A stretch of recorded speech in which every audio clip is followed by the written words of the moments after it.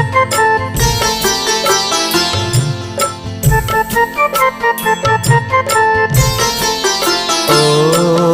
कर्पूरगौरं करुणावतारं संसारसारं भुजगेन्द्रहारं सदा वसन्तं हृदयारविन्दे भवं भवानी सहितं नमामि भवं भवानी सहितं नमामि।